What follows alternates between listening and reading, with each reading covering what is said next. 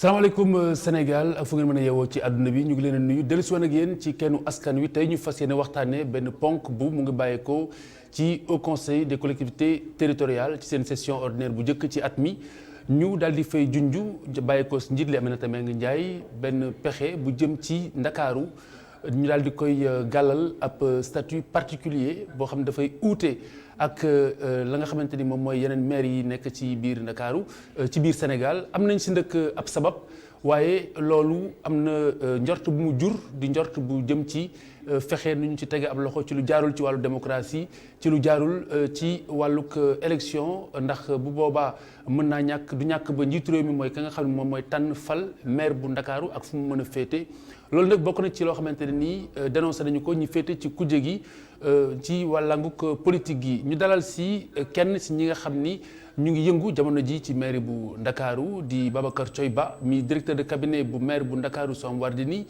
te it di kenn si jegeñaale yu Khalifa Ababacar Sall mi nekkoon maire bu Ndakaaru laata ñu ko fay révoqué ñu ko fay jëlee ñu dalal ko si kanam tuuti daañu déglu maître Ousmane Seye vice-président bu HCCT ci la nga xam ni moom mooy seen sabab waaye laata loolu Babacar Thioye Ba asalaamaaleykum. aleykum salaam Khalifa maa ngi lay fay.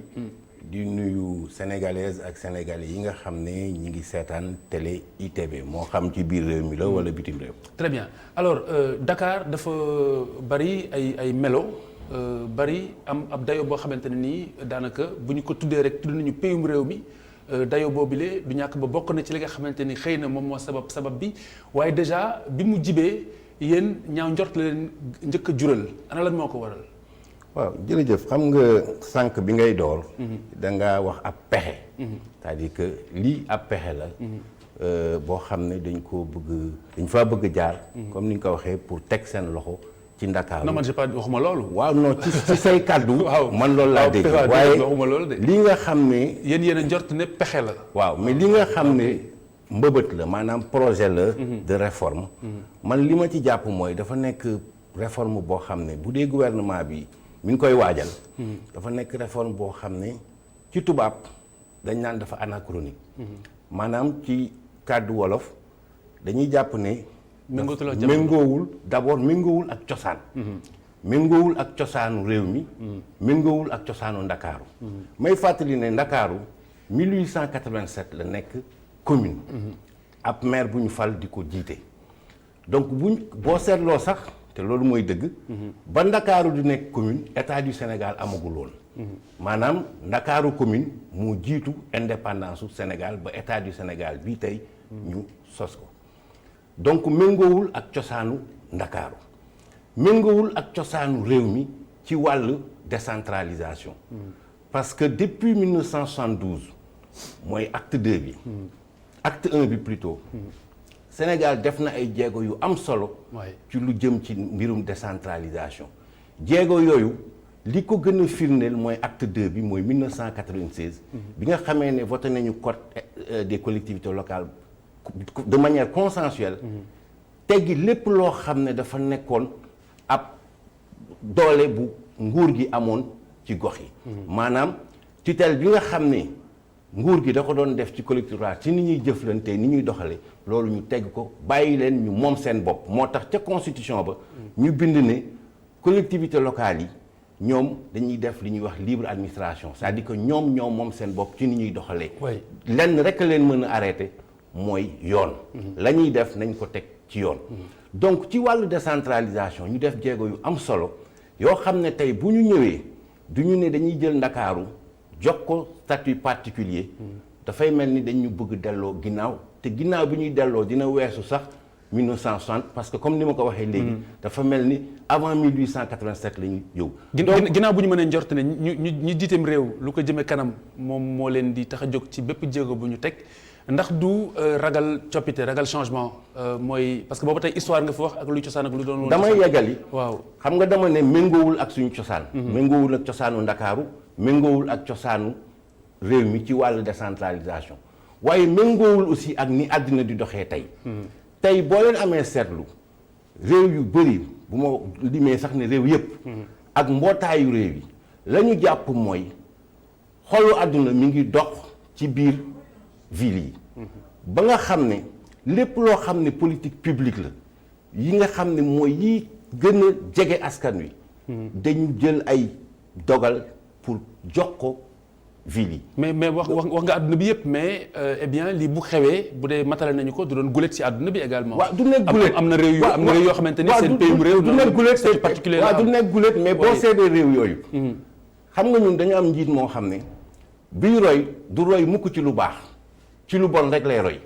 réew yi nga xam ne moom lañ ñuy wax naan ñu ci ñoom la ñuy xool réew yooyu ñan la Cameroun. wala Côte d'Ivoire. parce que dégg naa ñuy wax Douala ak Abidjan. mais même Lagos aussi. ba tey rek. dama la bëgg wax ni ñun fu ñu toll ci wàllum démocratie. jéego yu ñu def ci wàllum démocratie 1960 ba léegi ba yàlla may ñu ci jàmm.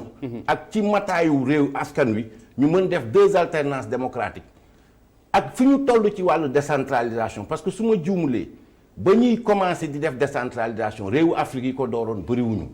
donc tey bu ñu toogee naan dañuy xool la xew Lagos.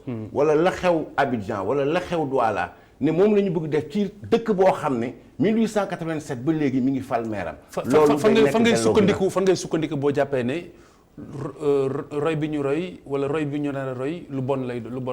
mooy li ma wax lan mooy mbon gi si d'abord ci lu concret. xam nga ñoom li ñuy wax. ñaari niveau la. mel ni mi mooy statut particulier pour Dakar. mais déggoo ci kenn mu wax ñu statut particulier boobu lan la. man ma jàpp ne ñoo doon wax démb ne collectivité locale u Sénégal yëpp ñoo yam àq ñoo bokk àq dañ leen war a yamale. parce que ba ñuy def yenn réformes yi loolu lañ ñu waxoon. ba ñuy jël patente bi di ko supprimer. remplacer ko par sel bi. dañ ne woon du yoon Ndakaaru rek. jël xaalis boobu yëpp.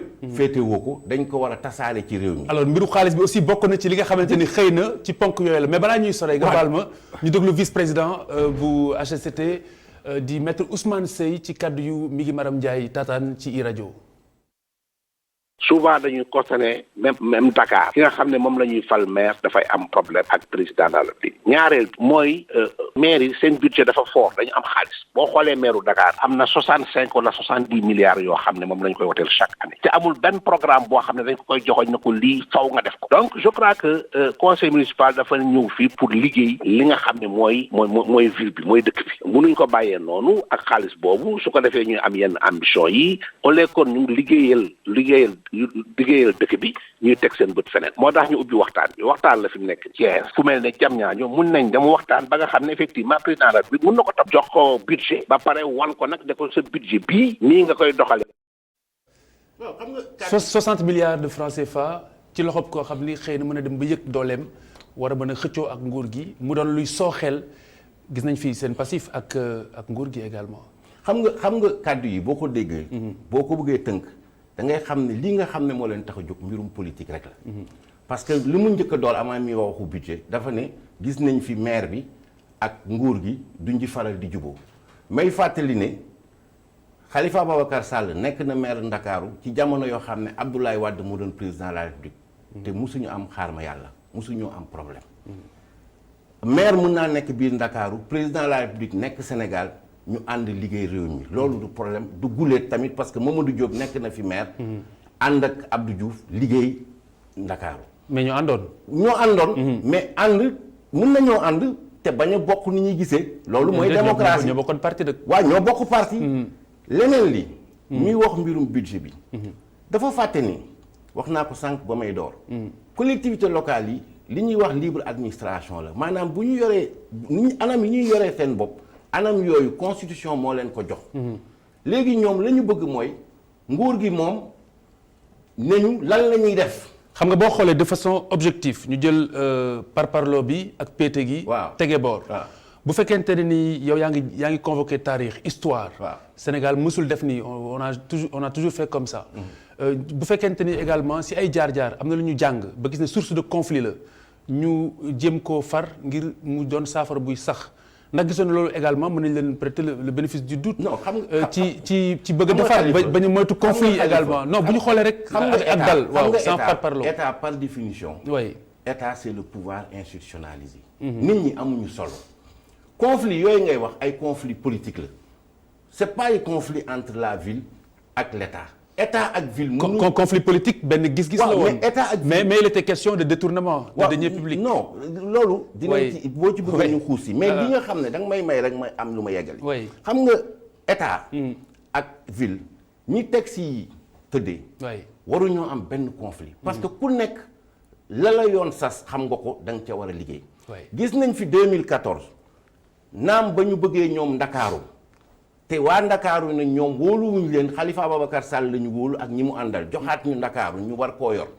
ñu créé ministère boo xam ne daanaka lañ ko jox ca compétence yëpp maanaam compétence su ville yi la ak communes yi te demul benn dëkk bu dul Ndakaaru tey gis ngeen ministère de l'hygiène publique. lu bëri li nga xam ne nee na da koy def du liggéeyam. moyens yooyu bu ñu ko jëloon jox ko collectivités locales yi en termes de force de police.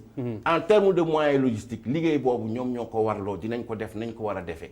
waaye tey boo bëggee liggéey bi nga xam ne ñoom ñu ngi koy def te ñu jox leen moyens yi ba ca war la ca njëkk mooy boo wootee ne damaa soxla ay policiers yu ma àndal pour désencombrer fii duñ la ko jox.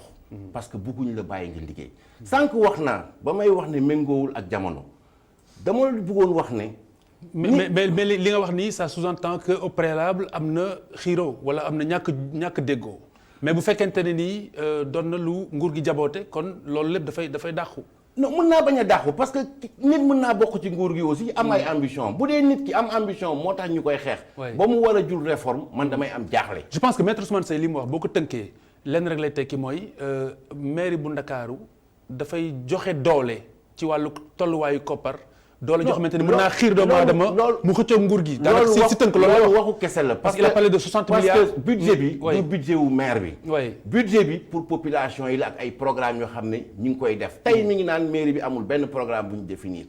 Ndakaaru ñun bañ fay ñëw liñ fi fekkoon ci lampe mbedd lu néew la woon tey ñu ngi ci plus de 45 000 lampadaires dans la ville. presque ñu ngi ci standard yi nga xam ne. mooy standard yi adduna bi jàpp ne mooy li baax. boo seetloo jamono ji lampe yi nga xam ne yëpp dafa nekkoon lampe thermique. ñu ngi koy soppi di ko def lampe LED te ñaar lañ ci jublu. d'abord dëkk bi gën a leer. ñaareel bi wàllum environnement. ñu mën a def li nga xam ne mooy efficacité énergétique. boole ci nag ak économie. parce que lampe yooyu d'abord la ñuy consommer moo gën a néew la lampe sodium yi di consommer. ensuite lampe yooyu tey boo ko tegee seen durée de vie gën caa néew 5 ans la donc soxlawul chaque at nga ñëw soppi ko. rawatina bu dee solaire comme si yenn commune comme Guédiawaye. comme Guédiawaye mën naa nekk solaire. ñun essayé woon nañ fi solaire 1000 points lumineux. waaye bañ ko jàngatee jàppuñ ne mooy li gën. en tout cas ci Ndakaaru. leneen li. budget boobu tey moo tax tey Ndakaaru foo dem. commune boo dem su ma jumulee à part commune de Dieuppeul Derklé. am na centre de santé. te mairie bee ko tabax xaaru ci état bi.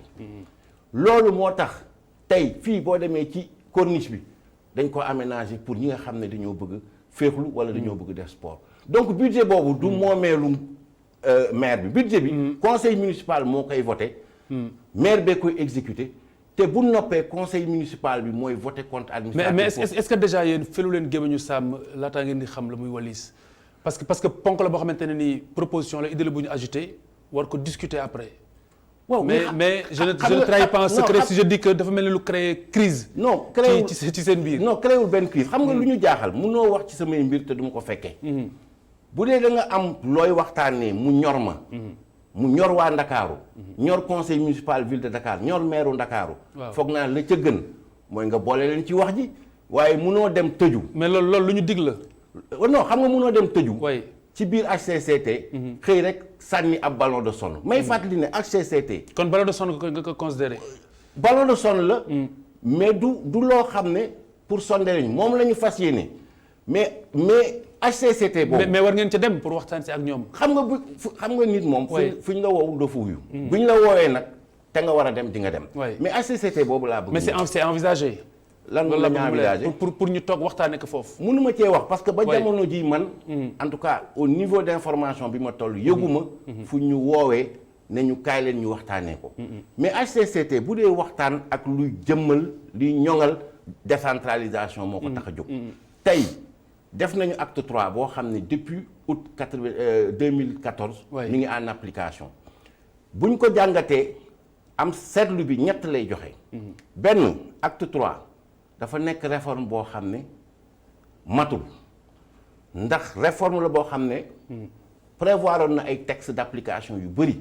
ma ciy lim rek bu ci mel ni permettre collectivités locales yi ñu créer ay régies locales. pour mën liggéeyal seen bopp yenn liggéey texte boobu amul. prévoiroon na décret d'application pour conseil consultatif yi dans les communes. décret boobu ba tey gisuñ ko. donc dafa nekk réforme boo xam ne matul mu nekk réforme boo xam ne jubul. parce que naam mun nañoo sax. def communalisation intégrale. yaatal ba ñëpp nekk commune. waaye booy yaatal ba ñëpp nekk commune da ngay xool commune yooyu nga wutale ñi nga xam ne commune la ci réewu taax ak commune la ci monde rural. parce que koom-koom bi am bi ak mën-mën bi yamul. mais tey ku d'accord nañu ne maire bu Ndakaaru xaw na problématique tuuti. ci naka parce que bu fekkente ne ni dafay doon sujet de convoitise mu doon xëccoo boo xamante ne daf ciy am moo xam ci ñi far wala ñi opposé wu est-ce que donc décision bi mënuñu ko ranger ci une bonne volonté de préserver le pays. ak nguur gi ci xeetu yooyu nga xamante ne dafa ñuy tardeel en réalité. xam nga lépp luy delloo démocratie ginnaaw. wala di delloo décentralisation may fàttali rek décentralisation. prolongement wu démocratie la. ci gox yi. donc lépp luy delloo ginnaaw démocratie ak décentralisation. mais lan exactement moo leen déranger. non d'abord man li may déranger. wax naa ko sànq. mooy luy ndeyu ñu seppi Dakar ci 500 et quelques communes yëpp yu nekk Sénégal. peut-être que premier pas la. non même bu dee premier pas dinaa ci yegsi mais luy ndeyu ñu seppi Ndakaaru. ci communes yi nekk Sénégal yëpp ne moom dañ ko jox statut. maître Ousmane Seye expliqué na que. waaw mais loolu mu expliqué man jàpp ma ci ne benn argument objectif am na dama jàpp ne ay argument politique la. maintenant li nga wax nag dëgg la ñi ngi xaar ba ñu génne seen argumentation. point par point dinañ leen ci tontu parce que man li ma jàpp mooy Ndakaaru fi mu toll nii. comme yeneen dëkk yu mag yi yu ci mel ni Guédiawaye Pikine Saint-Louis. Louga. nguur gi daf leen waroon a dooleel jamono ji xam fi ñu waroon toll. mooy li ma doon wax te yeggaliwu ma mooy bu ñu saytoo acte 3 ba pare ba gis ci ne dafa nekk réforme boo xam ne matul nekk réforme boo xam ne jubul nekk réforme boo xam ne dafa néewal. communauté communes yi parce que communes yi tey. lu ci ëpp. pour ne pas dire ñoom ñëpp dotation wu état bi moo leen tax a dund ndax lan. ndax fiscalité propre bi nga xam ne état bi war na ko établir. pour jox leen ko ñu mën amal seen bopp liggéeyal seen bopp loolu amu fa donc boo saytoo loolu ba pare yow HCCT. la waroon mooy nga proposer président de la République ne nañu xoolaat acte 3 bi. et surtout gox yu mag yi nañ leen dooleel jox leen ay compétences yu bees ba pare compétence dañ leen joxoon ak yu bees dañ leen di jox ressources ya ca war. nguur gi jël ko jox leen ko parce que tey dama lay jox kon da ngeen jàpp ne li fausse solution la. non dama lay jox firnde. tey 9 domaines de compétence yi nga xam ne nguur gi transféré nañu ko depuis 1996. mu bokk ci njàng mi sport cosaan ak aada. aménagement environnement ak yeneen. 9 domaines de compétence xam nga ñaata la nguur gi di jox ville de Dakar pour mu gérer ko. 160 millions. oui. est-ce que 160 millions mën nañ cee def dara ci benn ci domaine de compétence yooyu. te pourtant li coow li di bëri yëpp 65 milliards yooyu ñuy wax 160 millions yooyu rek li ci nguur gi di dugal li ci des yëpp si xarañu suñu agent yi ak taxawaayu waa trésor ak waa impôt. ci lañ koy recouvrer ak aussi ci bëgg-bëgg waa Ndakaar yi parce que waa Ndakaar yi ñooy fay taxes yi. ñooy fay impôt yi pour mën a jox ñu budget boo xam ne dañ leen koy delloo. à travers des infrastructures. est-ce que d'accord nga ni commune bu Ndakaaru ville bu Ndakaaru mairie bi bërëb la boo xamante ne nii. maanaam li muy yee fitna dafa bari wala mën na continuer di juru ay di féewale ci réew mi di indi adversité diggante mairie bi ak nguur gi fi nekk quel qu'il soit. wax naa fi sànq ne. oui ou non est-ce que gëm nga ni source de conflit la déjà comme ñoom ni ko warul la nekk source de conflit waru ko nekk mais est-ce que moom la déjà. parce que est-ce que moom la. non waru ko nekk leneen la mais est-ce que moom la. lépp ça dépend ci tempérament wu ki yor réew mi. oui mais est-ce que moom la ou pas. non mënul nekk source de conflit li ma wax leer na. warul nekk source de conflit waru ko nekk ak nekk ko. mënul nekk source ñun de en tout cas. oui ci position bi ñu nekk. jàpp ñu ne ville de Dakar ba ñu nekk. oui dafa nekk en conflit ak nguur gi ñun de jàpp ñu loolu. maintenant nag parfois nga ne xeexuma bëggumaa xeex nit dal sa kaw.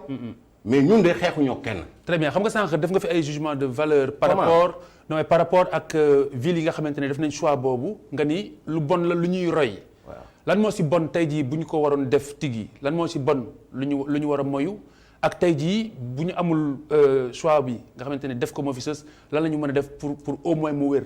man nag xamul li ma jàpp. way mooy ñun Dakar waay am nañ choix. way choix wu am taxawaay bu war. non mais xam nga ci kenn askan wi. li ci neex mooy lépp loo fi wax da nga ko war a faram-fàccee. ba nit ñi comprendre ko ni ñu ko war a comprendre. xam nga mënoo émettre benn jugement de valeur ci roy lu bon te waxoo ñu lu bon loolu ana nu mu bonee. kaay moo tontu la ci. acca xam nga dëkk bu nekk na ngay doxee. day méngóog sa jaar-jaar ak sa cosaan. way ñun dañu nekk si dëkk boo xam ne ba ñu amee indépendance dañu ne démocratie lañu. ñu ne décentralisation mooy suñu option. way di ci def ay jéego.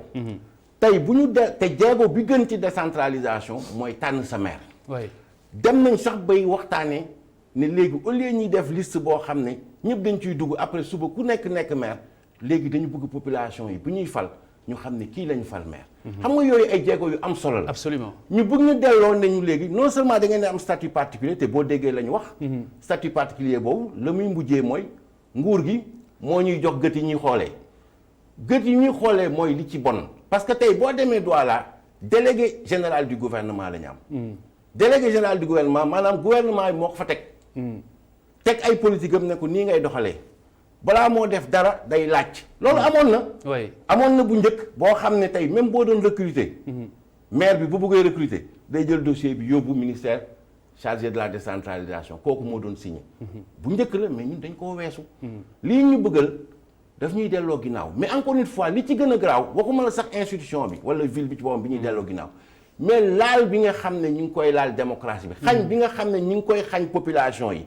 ñoom ñu tànn ka leen doy. ne moo leen di jiite mën naa nekk kenn ci ñoom. mën naa nekk kenn si yéen. mën naa nekk kenn ci ñun comme keneen.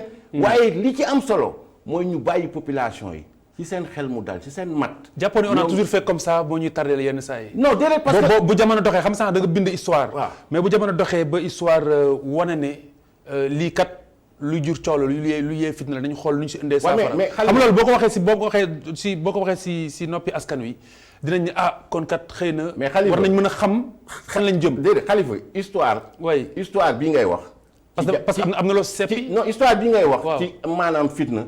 ci jamono yii la moo tax ma wax la ça dépend rek ci ki jiite réew mi. parce que boo jiitee réew mi foog ne fa nga toog. way yow yaa ko yellool kenn waru ci. non mais c'est que ba tey ñaari gis-gis la parce que xam nga yow nee nga mbiri politique la woon. alors que beneen gis-gis bi nga xamante ni wàllu yoon la mbiru détournement dañu lu askan wi bokk la. non xam nga lu ñu détourné donc sa gis-gis sa gis-gis forcément. man xam nga fu mu wuteeg yow. way da nga bëgg personnaliser. non yow yaa bind histoire man personnalisé bi may bind histoire. ba bind histoire kay. non bi may bind histoire nañu respecté état bi non dama fàttali. way jéego yi nga xam ne réew mi def na ko ci wàllum décentralisation. way ba fi mu agsi. ñu yaakaaroon yeneen jéego. way ñu ne ñu déedéet da ngeen di dellu ginnaaw. dellu ginnaaw boo xam ne yow fekke woo ko man fekke wu ma ko. li am solo mooy population yi nga xam ne ñoo dëkk ci gox bi. ñu bàyyi leen ci seen xel ak ci seen mat. ñoom ñu tànn seeni conseiller. tànn seen maire. parce que man li ma gëm parce que démocrate la. mooy ci démocratie. courage du jël li la nguur jox nga koy xeexee say ay adversaire courage mooy nga nangu jàkkaarloo say adversaire ci kanamu population yi. yaa ngi def si je peux me permettre yaa ngi def démocratie de préjugés. préjugés comment. déet parce que bu fekkente ni idée la bu ñu agité. waaw wax guñ la les tenants et les aboutissants. waaw après yow bu fekkente ni vous faites déjà votre religion y a un problème. xam nga lu tax démocratie yow taxawaay démocratie. xam nga olof nee na. waaye bu dee lu ñu war a pencoo la kay da ngay bàyyi ba ñu wax la lan la. xam nga olof nee na ku nóobi nday sa maam foo gis lu ñu daw. xam nga nguur gi lii nii benn tànk la rek ci yàq bi nga ko xam ne mi ngi koy yàq réew mi yàq na système électoral bi yàq na système démocratique bi. yàq na pluralisme bi am. donc Babacar Thioye Ba donc buñ d'accordé. waaw yow déjà affaire leer na sa bopp ne jarul sax ngeen dem HCCT pour déglu lan mooy. sabab bi ak yan ponk moo ko non ne jarul parce que on est en démocratie. xam nga Oui. ay nit bu ñu indee seen i argument Oui. te nga yor yeneen i argument aussi da nga ko war a indi pour leeral askan wi. parce que man li am solo pour man. du ñoom la ñu bëgg wala ñun lu ñu bëgg. li am solo mooy li population. lan mooy jëriñ réew mi. voilà non d'abord li population yi bëgg. parce que man jàpp naa ne li population yi bëgg mooy njëriñu population yi. donc man dama bëgg ñu dellu si ci fondamentaux wu démocratie yi. Oui. maanaam dellu ci arbitrage yu population yi. parce que lii am na solo boo xam ne tey. même bu ñu ko doon mëbët bëgg ko yaakaar naa ne mënuñ koo def. alors te teluñu en compte li population yi. bëgg alors wala sans faire de ñu xalaat. météo lan lañ la mën a wax lu mën a dal sa xel ba nga ànd ci statut particulier pour Dakar. non mënuma ànd statut particulier xam nga lu tax. de toute manière. non xam nga lu tax du ma ci ànd.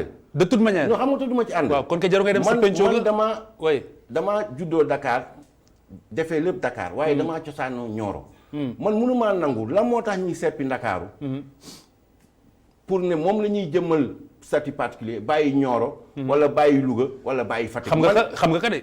non xaw ma ko. ah déet xam nga ka Ndakaaru du Nioro mënoo tënkat leen Ndakaaru ak Nioro. waaw non on est d'accord Ndakaaru du Nioro moo tax d'ailleurs li ñuy xaar ci nguur du mu ñëw téye benn ville en particulier li ñuy xaar ci gouvernement mooy mu toppatoo Sénégal bi yépp ba nga xam ne abri provisoire yi am ci àll bi day disparaître ñi soxla ay yoon pour fépp fu ñu mën a nekk mën a dem feneen ci biir réew mi li ñuy xaar ci réew mi mooy njàng mi ñu ñoŋal ko faj aajo enseignants yi li ñuy xaar ci réew mi mooy denrées yi nga xam ne dafa cher ba jéggi dayoo ba ki nga xam ne borom kër la tey joxe dépense jafe na ko mooy mu faj ko loolu la ñuy xaar ci nguur mais xaaruñ ci nguur léegi ñoom bu ñu jàppee ne Ndakaaru wala xëccoom Ndakaaru bule la bu ñuy traîner duñ ko teg de côté pour mën a jublu yeneen i sereinement mais loolu tamit kii la moom laa la wax léegi alternative la moom laa la wax léegi xam nga boo nekkee démocratie d'abord démocratie du loo xam ne cooy man gëmu ne war ngaa mën a wax démocratie non parce que yow da nga ni de toute manière àndoo si idée bi non man waxtaan mënoo si ànd waxtaan ak nañ mais li ma déggagum